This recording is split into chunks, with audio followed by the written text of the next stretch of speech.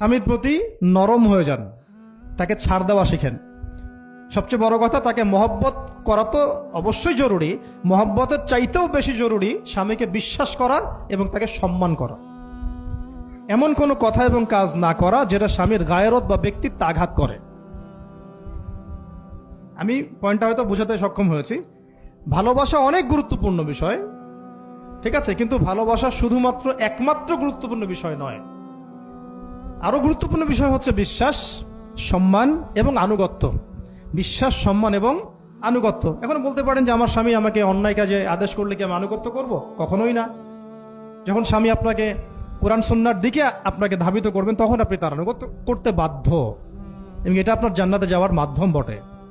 এই হাদিসটা খুব ভালো করে মনে রাখতে হবে যে এই পৃথিবীতে কেউই আল্লাহ পাকের পরে সিজদা পাওয়ার যোগ্য না।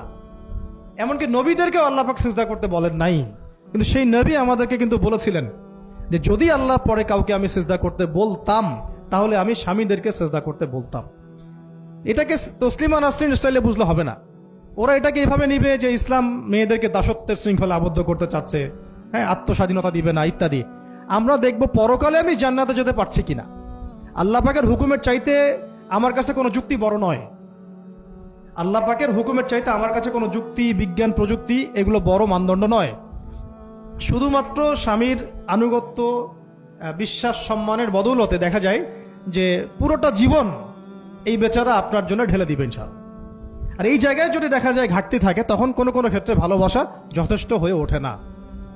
এবং আপনারা জানেন এই শহরে ডিভোর্সের সংখ্যা দিন দিন বাড়ছে।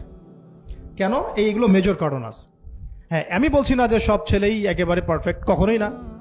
ছেলেরাও যেমন সাহাবী না, মেয়েরাও সেরকম মহিলা সাহাবী না। কিন্তু কিন্তু সবর, আনুগত্য, নরম কোমলতার কোনো বিকল্প নাই। উভয় পক্ষের জন্যই নসিহতগুলো আর কি, স্বামীর জন্য এবং স্ত্রীর জন্য। আরেকটা বিষয় হচ্ছে যে স্বামীর পরিবার নিয়ে খোঁটা না দেওয়া, স্বামীর যে বাবা মা ভাই বোন এই ব্যাপারগুলো নিয়ে খোঁটা দেওয়া না দেওয়া বা খোঁচাখুচি না করা, এবং তার যে অবদান আপনার প্রতি এটাকে অস্বীকার না করা, কুফরি না করা। একটা হাদিসের মধ্যে নবী সাল্লাল্লাহু আলাইহি ওয়াসাল্লাম কিন্তু বলেছেন যে বেশিরভাগ নারীর জাহান্নামে যাওয়ার কারণ কি? সাহাবীরা জিজ্ঞাসা করেছিলেন, তিনি বলেছেন তারা কুফরি করে। কি কুফরি করে? তারা কি আল্লাহর সাথে কুফরি করে? নবীজি বলেছেন না, বরং তারা সারা জীবন স্বামীর যে দিয়ে যাওয়া যে স্যাক্রিফাইস বা অধিকার, এটাকে হঠাৎ করে অস্বীকার করে বসে, হঠাৎ কোনো একদিন অস্বীকার করে বসে। এটার কারণে দেখা যায় আল্লাহ পাক নারাজ হয়ে যান। আল্লাহ রাব্বুল আলামিন তো একজন ব্যভিচারী নারীকেও জান্নাত দিয়েছেন মাত্র কুকুরকে পানি পান করানোর কারণে।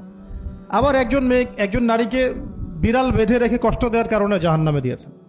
তো জবান এমনই একটা কঠিন জিনিস, যেটাকে নিয়ন্ত্রণে না রাখলে আমাদের জন্য ক্ষতি হবে। আল্লাহ পাক আমাকে আপনাদের সবাইকে জবান হেফাজতে রাখার তৌফিক দান করে দেন। আর কিছু বিষয় হচ্ছে, কিছু শাসন সমাজে থাকে, মানে পরিবারের মধ্যে থাকে। এই শাসনগুলো কখনোই মেয়েদেরকে বিপথে নিয়ে যাওয়ার জন্য নয়, বরং যে আপনাকে মহব্বত করবে সেই আপনাকে শাসন করবে। যে আপনাকে মহব্বত করে সেই কিন্তু আপনাকে শাসন করবে। যার আপনার ব্যাপারে কোনো কেয়ার নাই সে কিন্তু আপনাকে শাসন করতে আসবে না। আপনি কোথায় যান তার তো কোনো যায় আসবে না। আর যে আপনাকে চাইবে, জোর করে টেনে নিয়ে আসতে চাইবে জান্নাতের পথে, সে কিন্তু আপনার উপর মাঝে মাঝে শাসন করতে পারে। ওই অধিকারটুকু দিতে হবে। আর আমাদের মেয়েদেরকে ওই মেজাজেও তৈরি করতে হবে।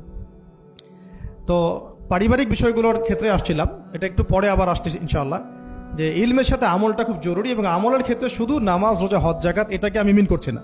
মিন করছি যে আমার বাবার সাথে সম্পর্ক, মায়ের সাথে সম্পর্ক, আত্মীয়দের হক আদায় করছি কিনা, প্রতিবেশীর সাথে রিলেশন ঠিক আছে কিনা, এবং স্পেশালি পরিবারের স্বামীর সাথে আমার এই বিষয়গুলো ঠিক আছে কিনা। তো এগুলো যদি ঠিক থাকে, অল্প আমল যথেষ্ট হয়ে যাবে ইনশাআল্লাহ তাআলা। আল্লাহ পাক আমাদেরকে ইলম অনুযায়ী আমল করার তৌফিক দান করেন, আমিন।